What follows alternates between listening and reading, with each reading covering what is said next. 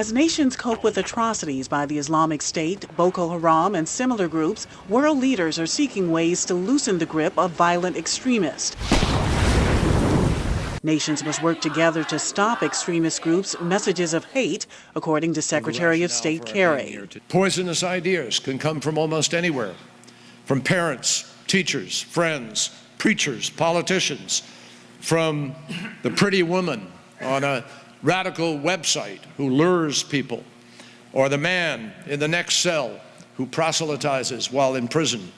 One country dealing with extremist violence is Jordan, after Islamic State militants captured one of its pilots in Syria and used social media to show his violent death. The country's Foreign Affairs Minister Nasser Judah says violent extremism has no religious boundaries. If anyone had any doubt that this is our war as Muslims and our collective war as an international community, that doubt has been removed.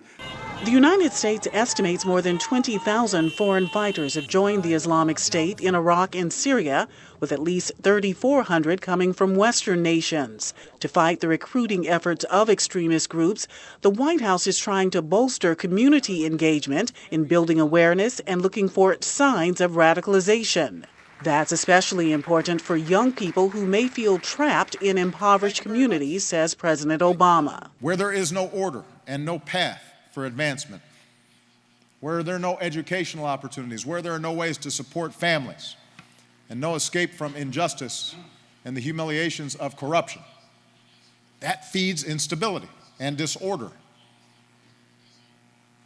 and makes those communities ripe for extremist recruitment. The White House says religious leaders are key to combating extremist violence, like last month's deadly attacks in Paris. In a VOA interview, the Mufti of Tirana, Albania, called Islamic State extremist monsters playing on human faith.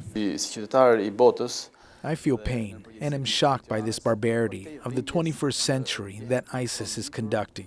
President Obama has requested nearly $400 million for the State Department to support counterterrorism partnerships, including new outreach efforts, says National Security Advisor Susan Rice.